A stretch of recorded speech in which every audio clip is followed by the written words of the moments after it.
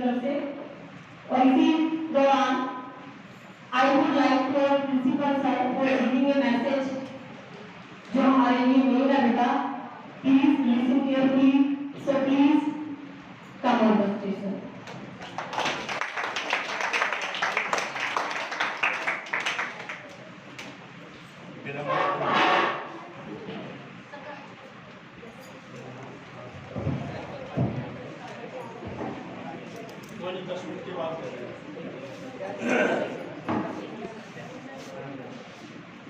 Mic से ऐसे अच्छा रहेगा मेरे ख्याल।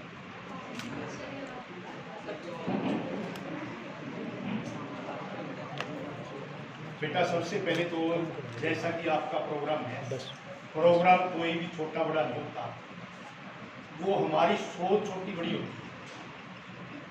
ध्यान से सुनो पहले, क्योंकि आपकी स्टेज अब पहली स्टेज है। आप हरियाणा विद्यालय शिक्षा बोर्ड में एक परीक्षा में पहली परीक्षा में बैठने जा रहे हैं और 9th क्लास वाले आपको एक गुरुदत्त पार्टी दे रहे हैं कि भविष्य में हमारे भाई बहन अच्छे अंक लेकर के अच्छे रास्ते पर जाएं और हमारा जो मार्ग है वो इनके मार्ग पर हम चलें, ऐसा मार्ग दिखाएं। पार्टी न कोई छोटी होती न कोई बड़ी होती और न कोई भी पार्टी 500 में बड़ी नहीं होती और 50 में छोटी नहीं होती। बच्चे चाहे 40 हो चाहे 50 हो, टीचर चाहे 10 हो चाहे 12 हो, कोई भी पार्टी छोटी बड़ी नहीं होती।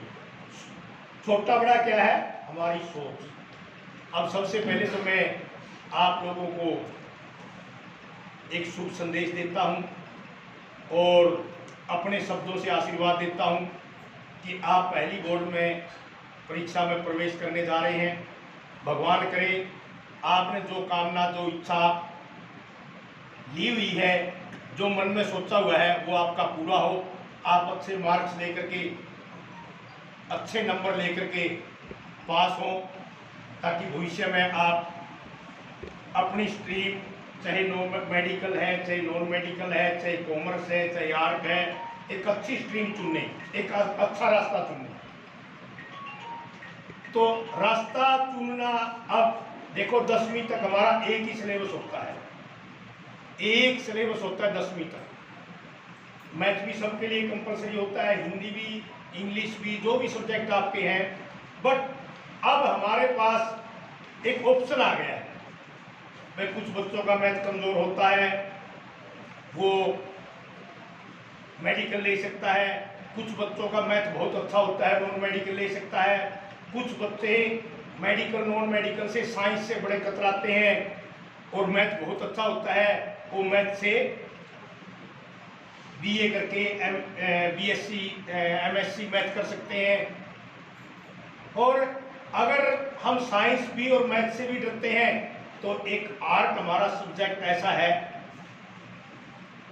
उसके अंदर हम मैथ भी साइंस छोड़ करके इकोनॉमिक्स है, पॉलिटिकल साइंस है, संस्कृत है, हिंदी है, XYZ सब्जेक्ट, बहुत सब्जेक्ट है, तो हम अच्छे मार्क्स ले सकते हैं और भविष्य में एक अच्छे बन सकते हैं। और पहली बात तो ये, क्वालिफिकेशन से कुछ नहीं होता, क्वालिफिकेशन कोई मायना नहीं रखती। सबसे पहले हमारा इंसान बनना। इंसान कौन होता है और पशु पक्षी कौन होते हैं? जान पशु पक्षी में भी होती है और जान इंसान में भी होती है। इस संसार के अंदर पशु पक्षी भी सांस लेते हैं और उड़ते हैं और आज़ाद हैं, और हम भी आज़ाद हैं। लेकिन हमारे और उनमें अंतर क्या है? हम बोल सकते हैं, कह सकते हैं, अपनी इच्छा से सब कुछ खा सकते हैं, लेकिन वो न अपनी इच्छा से खा सकते, वो अपनी इच्छा से बस उड़ सकते हैं, न वो बोल सकते न कुछ कह सकते। आपको तो किसी तरह की तकलीफ होगी, 1 मिनट में बता सकते हो भाई मेरे को ये तकलीफ है, आपका इलाज आराम से हो सकता है। जब हम पशु पक्षियों का इलाज करते हैं तो हम अपने दिमाग से, एक इंसान अपने दिमाग से करता है। तो इसलिए सबसे पहले तो हमारा सौभाग्य ये है कि हम एक इंसान हैं, और इंसान, परमात्मा ने हमें इंसान बना करके इस धरती पर भेजा है, तो हम एक अच्छी नैतिकता के साथ इंसान हैं। और उसके साथ साथ शिक्षा के अंदर इंसान तो पहले भी थे, प्राचीन युग से थे, दिमाग उनके अंदर भी बहुत था, लेकिन जब से शिक्षा चली है, शिक्षा के साथ हमारे 5 सूत्र चले। अब सुनने की बात है ये, क्योंकि 9th 10th को मैं इसलिए सुना रहा हूं कि आप समझदार हैं और आप एक बात को अच्छी तरह से समझ सकते हैं। अगर यही बात मैं 5वीं तक के बच्चों को बोलूं तो शायद वो नहीं समझेंगे, क्योंकि उनकी एज छोटी है, वो अनसमझ है, और आपके अंदर इतनी समझदारी जरूर है कि आप अच्छे और बुरे को समझते हो कि मुझे कौन सा शब्द बोलना है। एक छोटा बच्चा है, वो गाली भी देता है, हम हंस पड़ते हैं। घर में देखते होंगे, छोटा बच्चा अगर गाली भी दे देता है, किसी तरह की भी शर्म वाली एक्टिविटी भी कर देता है, तो भी हम हंस जाते हैं। अगर वही एक्टिविटी हम करें, क्या होगा, उसका रिजल्ट क्या होगा? हमें माँ बाप डांटेंगे, भाई तेरे को अभी तक ये बुद्धि नहीं है, इतना बड़ा हो गया तू, तेरे को ये बात बोलने का भी नहीं पता है। तो हम एक इंसान और बच्चे के मीडियम रूप में आते हैं, और यहाँ से हमारी समझ शुरू होती है, और उस समझ के अंदर हमारे अंदर सबसे पहले हमारा एक सूत्र है शिक्षा, जो आप ले रहे हैं।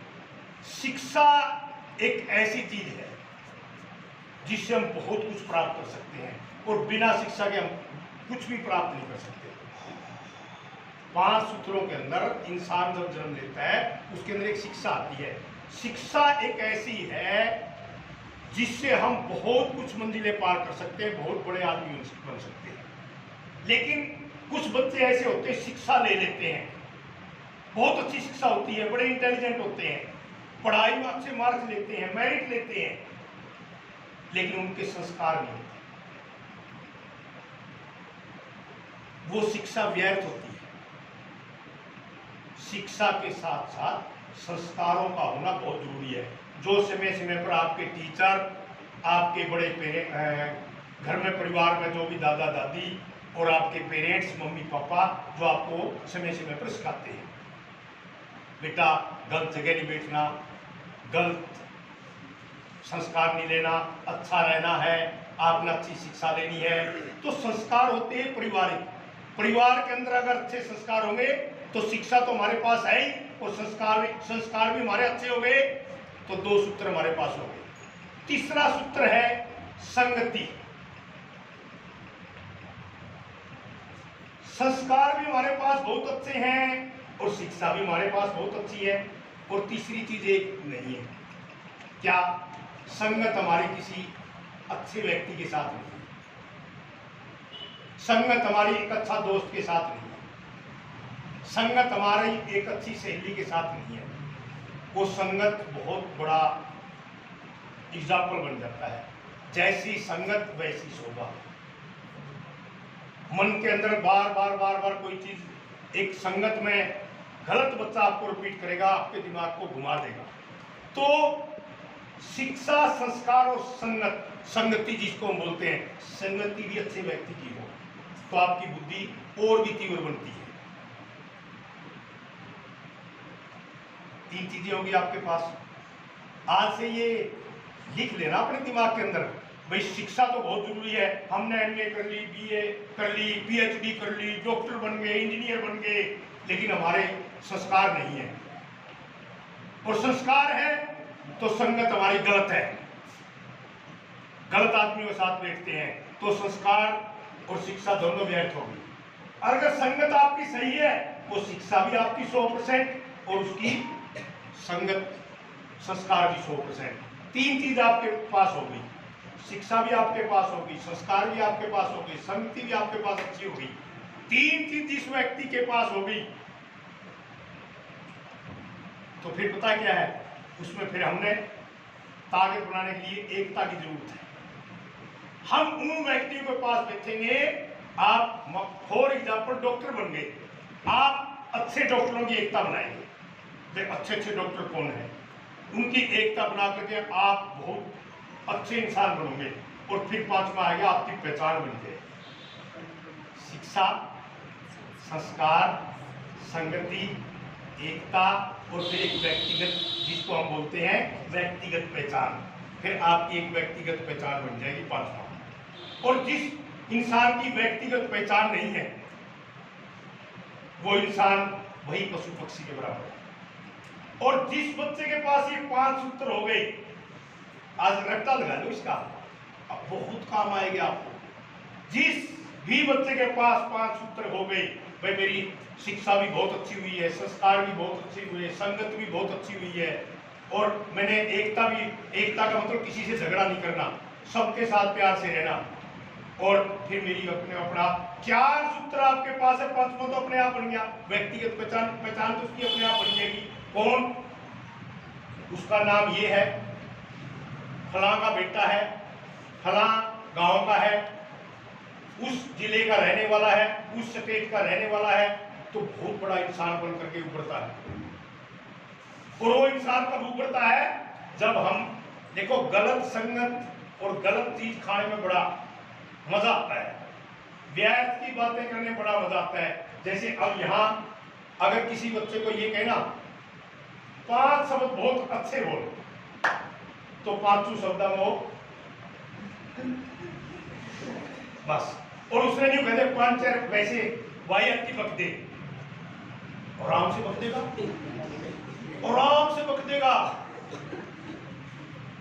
और पहले क्या होता था, इंसान का एक होता, बड़ा होकर के मेरा बेटा नाम रोशन करेगा। माँ बाप की सोच ये होती थी, हमारी भी सोच ये होती थी कि मैं माँ बाप का नाम रोशन करूं। और अब के गाने पता क्या है, वो पता नहीं क्या आ गया, बापू सेहत के लिए तो हानिकारक है।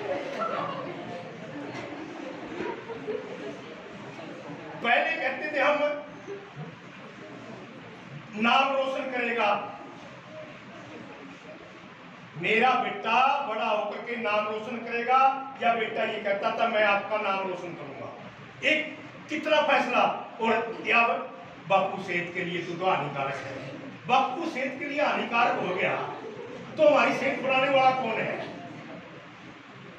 तो ये चीजें हमें सोचनी है। ठीक है, गाना बहुत अच्छा है, बहुत अच्छा है, और बड़े खुश होते हैं हम, देख बापू ने गोलगप्पे के लिए बिठा दिया, दही बल्ले के लिए बिठा दिया, खट्टी मीठी चीजों के लिए, ये तो सेहत के लिए हानिकारक है। सेहत तो उसी में बननी ना, लेकिन इन्हें फ्यूचर भविष्य में 5 साल 7 साल के बाद वो सेहत के लिए बहुत हानिकारक है। नाम ले लिया बापू सेहत के लिए हानिकारक है। तो ये चीजें आज आप 45-50 बच्चे इकट्ठे हुए हैं, जो नहीं आए कोई बात नहीं, वो भी आपके साथी हैं। जो आए हैं, कम से कम मैं ये समझूंगा आज हमारे 45-48 जितने भी बच्चे आए हैं, वो इतने संस्कारी हैं, इतने बढ़िया है, वो स्कूल के लिए इतने समर्पित है, अपनों टीचर के प्रति, स्कूल के प्रति, अपने पेरेंट्स के प्रति, उनके अंदर कोई काम करने की, कोई आगे बढ़ने की उमंग है, और जिसका कोई ध्येय नहीं, कोई रास्ता ही नहीं, कोई इरादा ही नहीं। कई बार हम सोचते हैं, 10th के बच्चे से पूछेंगे बेटा आगे क्या बनना चाहता है, बोला सोचता नहीं, यानी उसका कोई रास्ता नहीं। आपको शाम में ये कहा जाए कि कल आप